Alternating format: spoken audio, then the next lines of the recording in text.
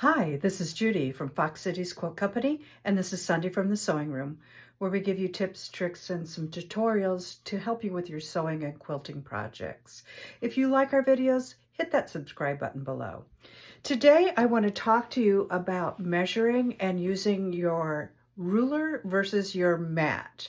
And I'm going to explain that because so many people come in and they are either open sewing or something, and I see them using their mat, and not just any mat, but an old mat in the back of the classroom to measure with.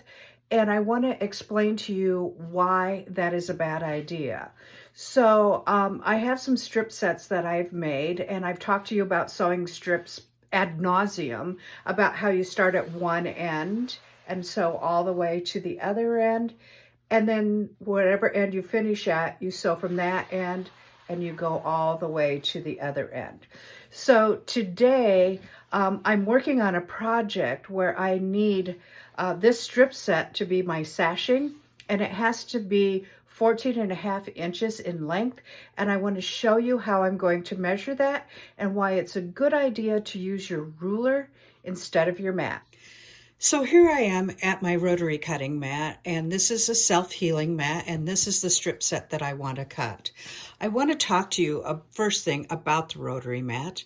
I use a Martelli mat, and the reason I like it is it seems to last longer than the green ones, and it is double-sided. If you can see that, I'm able to cut on both sides of it.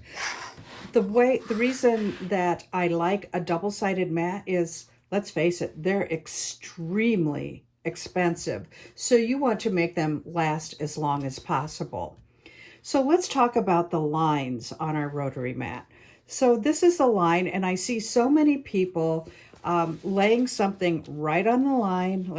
I'm going to lay the edge of this strip set right on this line, and using this as their guide to cut it off. And so what you're doing is you're cutting on lines time after time after time again. So on the Martelli mat, the blue line is actually the inch line, and the black lines are actually the half-inch lines. But let's say I cut on the same line over and over again, and lots of times it will probably be at 12 inches, 18 inches, or 24 inches. So what happens is when I cut on that line over and over and over again, the rotary blade, and it's just from wear, that line is going to get smaller and smaller and smaller. So what does that mean? That means I could lose up to a 1/16 of an inch each time that I make a cut. Now, as you know, a 1/16 of an inch, if you have 16 seams, you've now lost an inch in your project. And it's very, very easy to do 16 seams when we are doing a quilt. So what I want to show you is I have a couple of different rulers. I have this ruler that is 3.5 inches wide, and it is 18.5 inches long. I like this ruler a lot. It happens to be the exact width of my strip set, which I may or may not want. I'm turning off that light so that there's not so much glare. And the reason I may or may not want that is because I want to be able to line this up a little better and do a little pushing and pulling if I need to. So the other ruler that I have is quite large. So this one, let me zoom out so you can see that. This one is, let me flip it around. This one is 12.5 inches wide by 18.5 inches long. I like this one a lot. First of all, it's a little better than my 24-inch one, so I don't feel like I'm wielding a sword. And second of all, it's a little easier for me to handle. So what I'm going to do is I'm going to show you, not on a line, I'm actually going to turn this way. So you can see you don't need to cut on a line.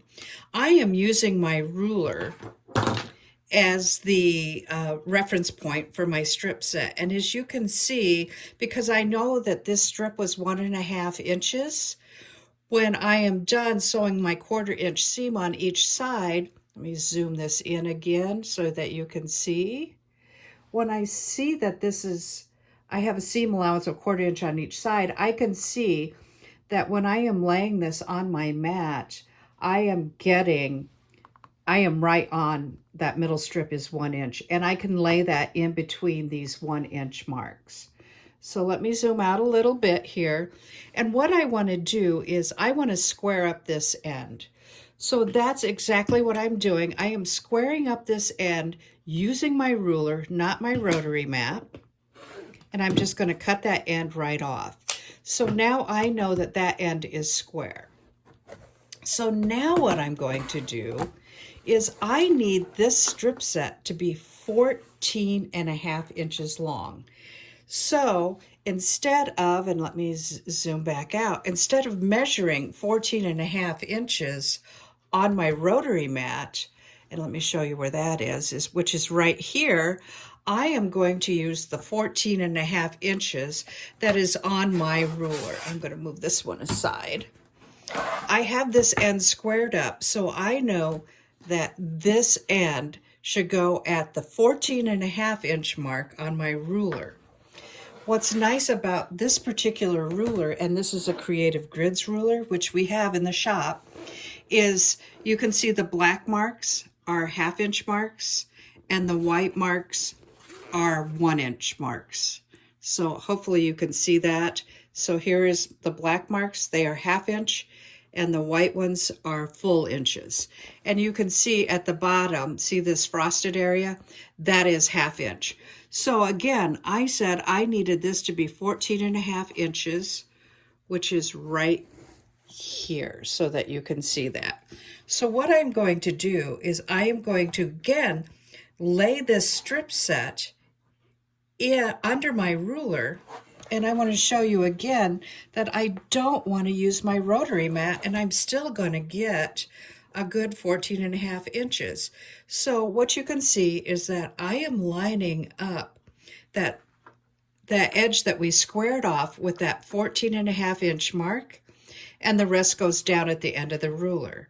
So I am going to go ahead and cut that end off. You probably didn't see it out of the camera, so that I have 14.5 inches. I did not use my rotary mat. I know that this is going to be more precise. And the reason that I know that this is going to be more precise is because I did not use the lines on my rotary mat.